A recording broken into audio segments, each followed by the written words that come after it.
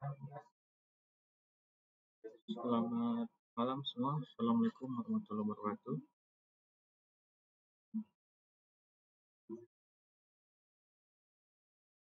Suara saya terdengar dengan jelas?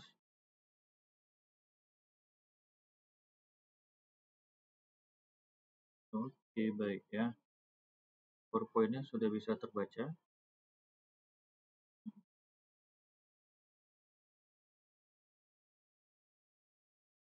PowerPoint-nya ya, sudah ya. Oke, baik. Nah, pada pertemuan kita untuk materi ke-9 ya. Ini bagaimana dari sisi proses pengumpulan data ya. Misalnya kita mau melakukan suatu penelitian, tentu kita harus melakukan pengumpulan data ya. Kemudian bagaimana ya kita cari informasi dari sisi pengamatan dan pengukuran nantinya, mana hasilnya itu dapat berupa bilangan ataupun angka-angka apabila datanya adalah data dari kuantitatif ya. Nah, kemudian kita dapat melakukan dari sisi observasi ya, secara mendalam tentu dengan melibatkan beberapa cara tertentu, misalnya bagaimana kita melakukan catatan, kemudian perekaman kejadian dan juga perhitungan. Pengumpulan data itu dapat kita lakukan dengan menggunakan tes ya, kemudian kuesioner atau angket, atau juga dengan wawancara ya. Nah, setelah kita melakukan suatu pengolahan data, maka ada beberapa tahap yang kita harus lakukan ya. Karena kita nanti melakukan analisis datanya ya. Misalnya bagaimana kita melakukan proses penyerataan data, kemudian kita lakukan interpretasi data dengan mudah ya, mana pengumpulan data dari seluruh populasi ya, misalnya kita sebut dengan metode sensus, juga dengan pengumpulan data sampel ya, mana sebagian data mewakili dari populasi. Nah, dalam pengumpulan data kita harus memperhatikan ada beberapa yang kita perhatikan, yaitu dari sisi metode dan alat ya. Nah, pengolahan data ya, dalam hal kita melakukan, tentu kita nanti dapat menggunakan rumus tertentu ya, sehingga kita dapat menghasilkan informasi yang kita perlukan ya.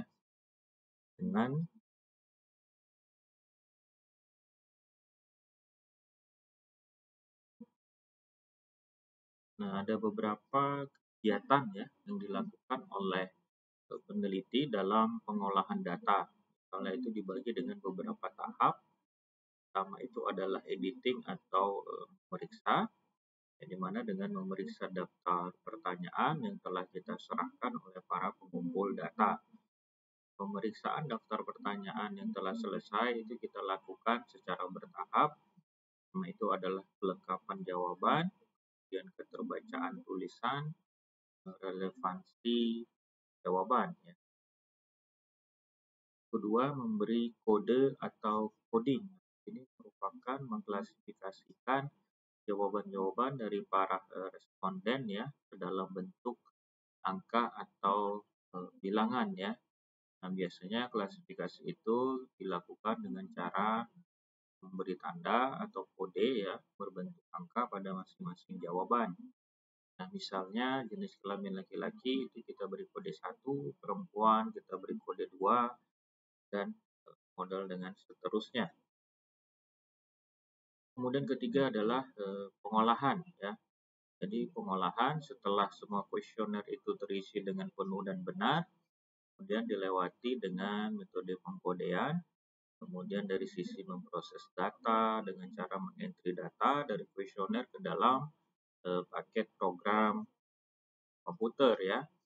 Salah satu paket program mungkin yang kita gunakan untuk entry data itu ada paket program SPSS for Windows. Nah, ini biasa digunakan juga untuk penelitian ataupun riset menggunakan data kuesioner atau data-data lainnya. Keempat dilakukan adalah cleaning ya, di mana pembersihan data. Kita dapat melakukan pengecekan data yang telah di-entry ada salah atau ada tidak ya.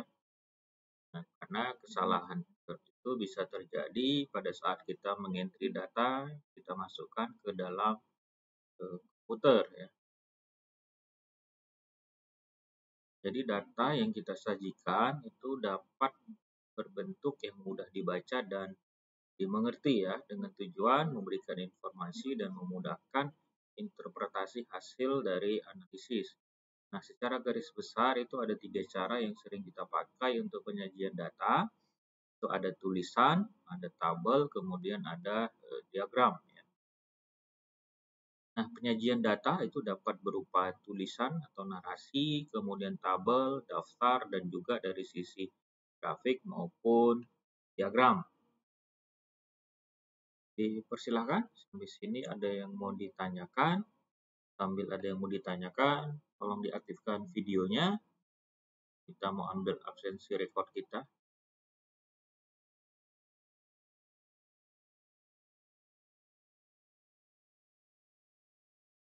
Satu, yang lainnya silahkan diaktifkan.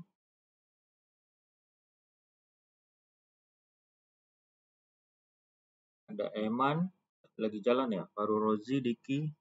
Oke, saya ambil 1, 2, 3. Yang hadir berarti 14 ya. 14 orang yang hadir.